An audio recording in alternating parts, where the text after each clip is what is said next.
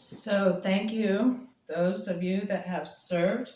I made it to the Elks Lodge for their honoring of the WASPs. I soloed when I was 17 as a civilian pilot.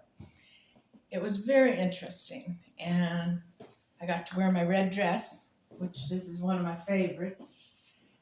Underneath, well, you can't see, but it's cute. And so all of those of you that have served, have had family, I thank you so much for your service. Many of the propaganda nowadays says salute a soldier. No, only say thank you. Civilians, we put our hand over our heart. This is a cap from Anderson, California, has the Korean War Veteran Association. My second husband served Desert Storm, Desert Shield, Somalia, 90 to 97 Recon Marine. My son served Army. Here's the Navy. Here's a submariner. Here's Vietnam, Tropical Lightning, Vietnam. It's very little known Navy Sea Wolves. They had the Anderson, California American Legion renamed for their gunny. I forget where I get that one from. Got it in 2015. I believe it's the POW. But of course I had to have my cubbies. And I was a Blue Star mom. My son served. My nephew, Lieutenant Colonel, retired, and I have an active duty Marine son. So remember that whatever little muscle that you might, and the one of the greatest stories I learned today was this one gentleman talked about his son. He got his medical training paid for. But what you have to do is you have to get accepted into a medical school. So once you're accepted in a medical school, then you enlist. They will pay for your medical training. So doing the stretches and being grateful for everything that we have on and off. This is blue. So red, white, and blue. Thank you for your service. Even if you're a civilian, we all serve. So hopefully you've had a wonderful day. And again, pledge allegiance to the flag of the United States of America. How many people still remember the rest of it?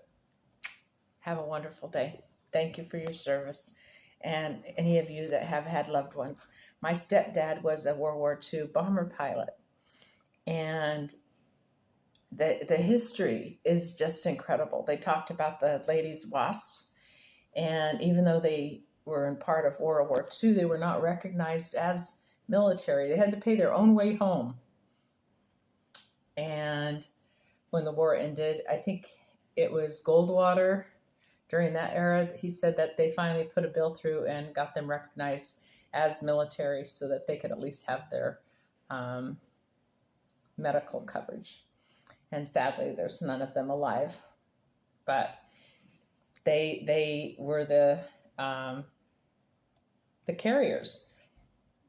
Fast planes too. That's something that very few people know, that some of them were like rich girls, not all of them, that the daddy bought her a plane. And so when she won races, because in those days races were very, very popular. And